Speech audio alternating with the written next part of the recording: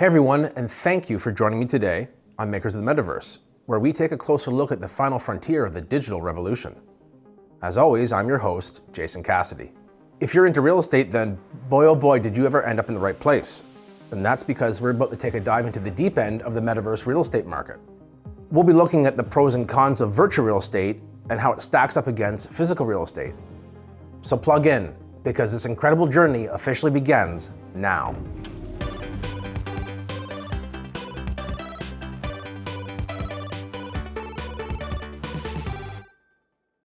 I travel down the road, you can travel for 1,000,000 miles. Redesigning everything in a digital style. Such a beautiful creation, can't believe I got to see it first. Coming round to meet you on the far side of the Metaverse. Got my hand upon the wheel, I'm a maker of the Metaverse. This is by far my favorite topic. Virtual real estate is a true passion of mine. A passion that led me to co-founding the world's first Metaverse real estate company at Metaverse Group. Some of you watching right now are probably going to be surprised to learn that there's quite a few similarities between virtual real estate and physical real estate. But perhaps more importantly, there's also some key differences as well. Understanding and appreciating this is going to make the difference between you doing decent in your virtual real estate endeavors versus absolutely killing it when it comes to Metaverse realty. Okay, so let's get this party started and jump right in. First off, a quick primer on what virtual real estate is. The Metaverse is a shared virtual space, a live, persistent 3D world where people from all walks of life can engage in activities like gaming, music, education, art, entertainment, you name it. To facilitate all this action that takes place in the various metaverses, there's the concept of virtual real estate or virtual land to support it. And in the metaverse, you can purchase and own virtual land without any strings attached. You see, in the Web 2 world with popular games like Fortnite, you actually don't own your own in-game items. They can be taken from you at any time and they're actually attached to your account. But in the Web 3 world of the metaverse, whenever you acquire an item, you actually outright own it because it's attached to your wallet. And this means when it comes to your in-game items, you can do what you want, where you want, when you want, however you want. And virtual land is perhaps the perfect example of this, as you can build whatever you want on your land. You can rent it, trade it, sell it, or just let it sit there until you have a better idea to put it to use. If your account was banned for some reason in the Web 2 world of Fortnite, you could lose access to all your in-game items that you spent so much time, effort, and money collecting. Thankfully, this nightmare scenario cannot take place in the Web 3 world. Those items reside in your wallet, and it's your wallet that's associated with various metaverses. Metaverses come in all different types of shapes, sizes, and themes as well. Some have more of a gaming feel like Axie Infinity and The Sandbox, while others like Decentraland look to harmonize the very best parts of the virtual and the physical world and put more of an emphasis on business and pleasure. There are many different metaverses out there. They're all trying to find different ways to differentiate themselves. So, Decentraland, which is a well-known one of the first metaverses, is, a social metaverse. Sandbox wants to be, they refer to themselves as New York, and want to be the 24/7, party metaverse. If you compare it with social media, in the early days of social media, there were multiple different social media applications and platforms. So they'll all bring different utilities, and my view is ultimately there'll be 10, maybe 15 core virtual worlds or metaverses that interact with each other, just like there are some very core social media applications that interact with each other today.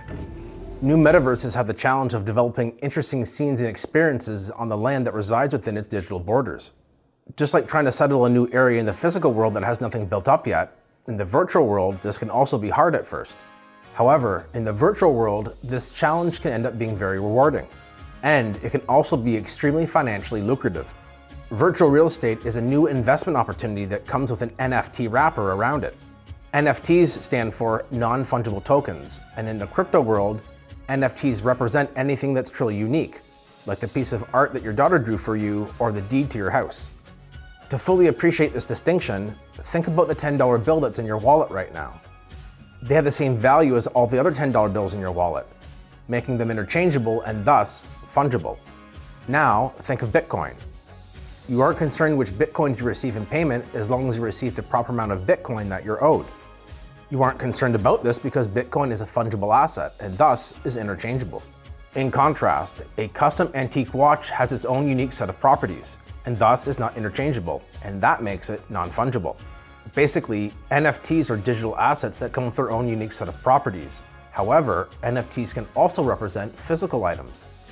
This is where the tokenization of real-world items comes into play, where in the future you could potentially have your driver's license and birth certificate end up in an NFT.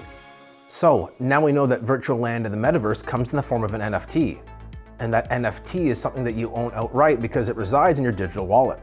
Since we've got that clear, let's now look at the differences between virtual and physical real estate.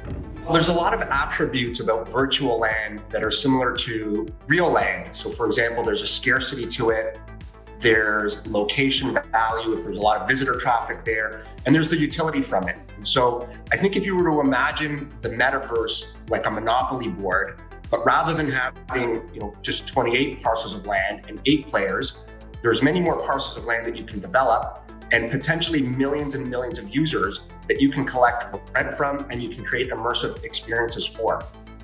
And I think that's what's key to remember about this, that it's just like, I know it's hard to wrap your head around, it's just like buying real land. If you had a parcel of land in Times Square and you can put up billboards and rent them out or build a telco tower and rent them out also, then you can make a lot of money. Brands and businesses and large investors were coming in with, hey, you know what? I want to build a game here.